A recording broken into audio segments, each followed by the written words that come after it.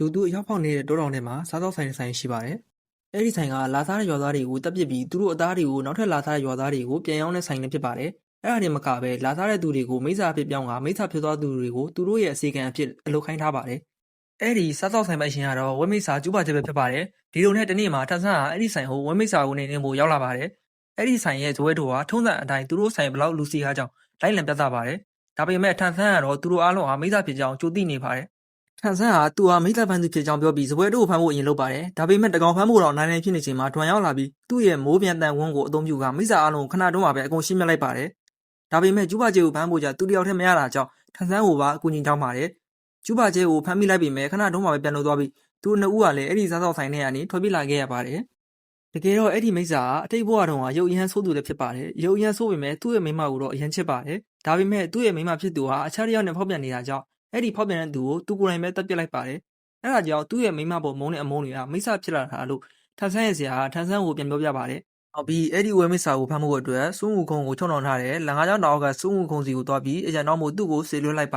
တယ်။လန်ကားကျောင်းတောင်ကိုအတော်တောရဲတစ်ခုရောက်မှာတော့ထောင်ကျောင်းတစ်ခုထဲမှာပိတ်မိသွားပါတယ်။အဲ့ဒီထောင်ကျောင်းကိုထောင်ထားတာတော့နတ်ဆိုးပန်းမို့ဆိုးအဖွဲ့တစ်ဖွဲ့ဖြစ်ပြီးသူတို့ဟာဒွမ်နဲ့အခြားနတ်ဆိုးပန်းမို့ဆိုးများကိုလည်းဖမ်းထားပါတယ်။အဲ့ဒီအဖွဲ့ဟာဖမ်းထားတဲ့နတ်ဆိုးပန်းမို့ဆိုးတွေကိုတဝီတူတပ်ပစ်ပြီးထန်ဆန်းအလဲရောက်မှာတော့ဒွမ်ကပဲထန်ဆန်းဟာနတ်ဆိုးပန်းမို့ဆိုးမို့ကြောင့်သူ့ရဲ့ယောက်ျားဖြစ်ကြောင်းပြောလိုက်ပါတယ်။မယုံနာကြောင့်သူနှစ်ဦးကိုတက်တည်ပြခိုင်းနေတော့မှာပဲသူတို့ကဒွမ်ရဲ့လူတွေဆိုတာကိုအလိမ်ပေါ်သွားပါတယ်။သူတို့အားလုံးဟာဒွမ်ရဲ့လူတွေဖြစ်ပြီးအငင်းခံလိုက်ရတဲ့ဒွမ်ကလည်းရှက်ရှက်နဲ့ထန်ဆန်းကိုဖမ်းထားခိုင်းလိုက်ပါတယ်။ဒွမ်ကထန်ဆန်းကိုအမျိုးမျိုးမြည်ဆွဲပြီးမဲ့လူသူလုံးသမျှကထန်ဆန်းကိုနှိမ့်သက်သလိုသာဖြစ်နေပါတယ်။အဲ့ဒီအချိန်မှာပဲဝက်မိစာပေါ်လာပြီးသူတို့ကိုလိုက်လံတက်ခဲ့တာကြောင့်သူတို့ရဲ့လေးပြားသုံးလဲနဲ့အမြန်ထွက်ပြေးရပါတယ်။သူတို့ကားကိုအညိုးကြီးစွာလိုက်နေတဲ့ဝက်မိစာကြောင့်သူချစ်တဲ့ထန်ဆန်းကိုအန်တက်ဖြစ်မှဆိုးတဲ့အတွက်ဒွမ်ကပဲထန်ဆန်းကိုလဲပေါ်ကနေတွန်းချခဲ့လိုက်ပြီးသူတို့လဲရတော့ဝက်မိစာနဲ့ထိတဲ့တက်မိပြီးပျက်စီးသွားပါတယ်။ဒွမ်နဲ့သူ့ပေါင်းပါတွေကမေမျောသွားကြပြီးထန်ဆန်းကတော့ဒွမ်သေးပြီးအထင်နဲ့ဒွမ်ကိုဘက်ကအုံကိုပါတယ်။အဲ့ဒီချိန်မှာပဲမင်းကြီးအောင်ဆောင်နေတဲ့ဒွမ်ကပဲသူ့ကိုချစ်ပေမဲ့မချစ်ချင်အောင်ဆောင်နေတဲ့အိမ်ထိုးဘက်ထန်ဆန်းကိုဝန်ခံခိုင်းနေတော့မှာပ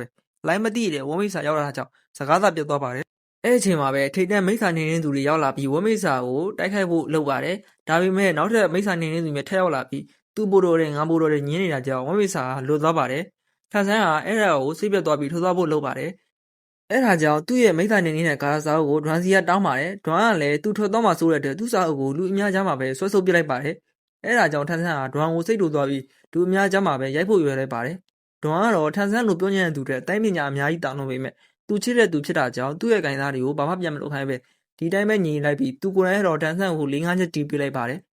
နောက်ဆုံးမှာတော့ထန်ဆန်းကစွန့်ဝူခုံကိုဖမ်းဆီးထားတဲ့လန်ကားကျောင်းတောင်ကိုကုန်းတရံရီတရံနဲ့ခက်အခဲရောက်ရှိလာပါတယ်။လန်ကားကျောင်းတောင်ကိုဆင်းသွားတဲ့အခါမှာတော့နှစ်ဦးပြောင်ပြောင်သွားကျဲလူတယောက်ကိုတွေ့ရပြီးအဲ့လူဟာစွန့်ဝူခုံနဲ့ဖြစ်ပါတယ်။ဝူခုံနဲ့တွေ့တဲ့အခါမှာတော့ထန်ဆန်းကဝက်မိစာကိုနှိမ်ဖို့အတွက်ကိုညီတောင်းပါတယ်။ဝူခုံကလည်းသူ့တောင်းကနေလွတ်ဖို့ပရိရဲ့မျိုးမျိုးသုံးကထန်ဆန်းကိုလဲသားပေမဲ့ထန်ဆန်းကထန်ဆန်းပဲဖြစ်တာကြောင့်သူ့ရဲ့ပရိရဲ့အားလုံးကိုကြော်ဖြတ်နိုင်လိုက်ပြီးဝက်မိစာကိုနှိမ်နိုင်မဲ့နီလန်းကိုလည်းတီးခဲ့လိုက်ရပါတယ်။အဲ့ဒီနီလန်းကဝက်မိစာကိုလန်ကားကျောင်းတောင်စီမြားခေါ်ခဲ့ဖို့ဖြစ်ပြီးကျန်တာကိုဝူခုံကဆက်လုပ်မှာဖြစ်ပါတယ်။မြားခေါ်ဖို့ကလည်းလမ်းရအောင်မှာအမျိုးသမီးတရားချင်းဆိုလိုက်တာနဲ့ဝက်မိစာကရောက်လာမှာဖြစ်ပါတယ်။မြားခေါ်ဖို့အမျိုးသမီးလိုနေတော့မှာပဲထန်ဆန်းနောက်ကသူမသိအောင်လိုက်နေတဲ့တွန်းကကိုကြီးပေးမယ်ပြောတာကြောင့်အဆင်ပြေသွားပါတယ်။ထန်ဆန်းကတော့ဒီကိစ္စအန်ဒီများတာကြောင့်သဘောမတူပေမဲ့ခေါင်းမလွန်တဲ့တွန်းကြောင့်ပဲအဲ့ဒီအစီအစဉ်ကိုလက်ခံလိုက်ရပါတယ်။လာရအောင်မှာဒွမ်ကနေရာလေးကိုမြင်တော့သူ့ရင်ထဲမှာဖွက်ထားတဲ့အချစ်ဆိုတဲ့ခံစားချက်လေးကိုစတင်ခံစားလာခဲ့ရပါတယ်။ဒါပေမဲ့ဝက်မိစာကိုတင်းပြီးသွားတဲ့အခါမှာဒွမ်ကသူ့ရဲ့မိုးပြန်တန်ဝန်းကိုလက်စွပ်အနေထားပြီးတေးအောင်လုပ်ပြီးထန်ဆန်းကိုဆူပေးလိုက်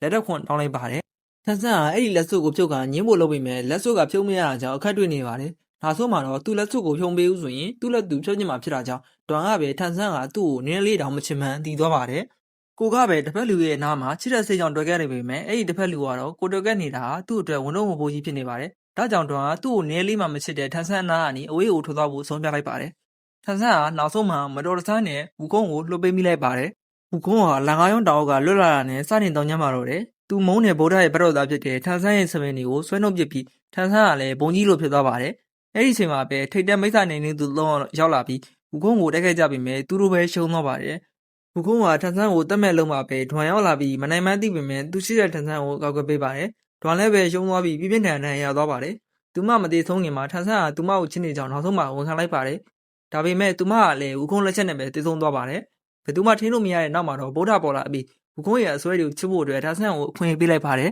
။နောက်ဆုံးမှာတော့ထန်ဆန်းကလည်းရန်အစ်စ်ဖြစ်သွားပြီးဝူကုန်းကိုပါအစွဲရည်ကနေချွေးပေးလိုက်နိုင်ပါတယ် ။ဒွန်ရဲ့မိုးပြန်တန်ခွင့်ကိုလည်းဝခွန်းရဲ့ကောင်းမှဆွပေးလိုက်ပါတယ်။သူ့ရဲ့အပြေကျေးအတွက်အနောက်အရက်ကိုကျန်းစာသွားပင်ဖို့ရှားဦးချင်းကျူးပါကျဲတို့နဲ့အတူခေါ်သွားပါတယ်